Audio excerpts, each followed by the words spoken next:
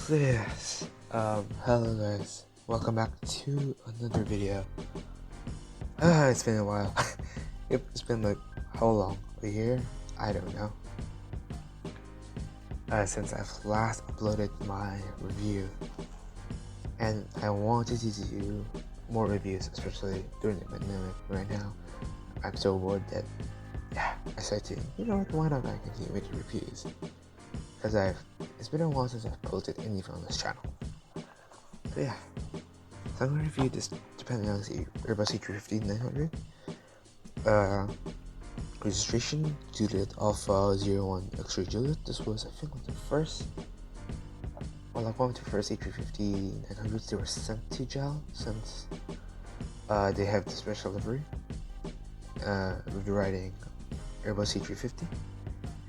And I think it's like one of the first three it was sent, because there was a red one, which is this. There was a green and a gray one, and I got the red one because it looks better than the others. Let's just be honest, the red just fits in perfectly with the aesthetic of Japan Airlines.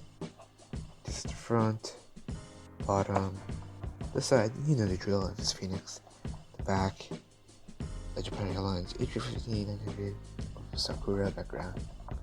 And yeah, I'm going to open it. So here's your airplane in question. We got the actual Airbus A350-900.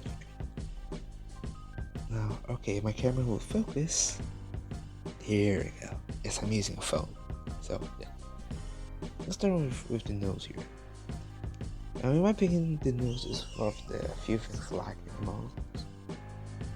It's because of the cockpit window. It seems a little bit too low. Like, I feel like it's supposed to be like higher. It just looks too low. I mean, it does not look right, in my opinion. It looks a little lopsided, and you can kind of tell from the front as well here. If we can focus, there we go. Here, it looks a little bit lopsided. Maybe I got like a bad model, but it's okay. Side, right back here on the left side, you got the writings Japan Airlines in bold black lettering. Sorry, but it just looks so amazing. Flag right there beside it, the A350 Airbus A350 lettering,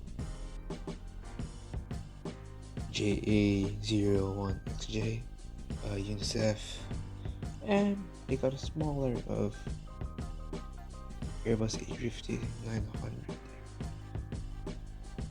which is very cool. And it's roughly the same thing on the side here, on the other side. Looking sight is amazing as well.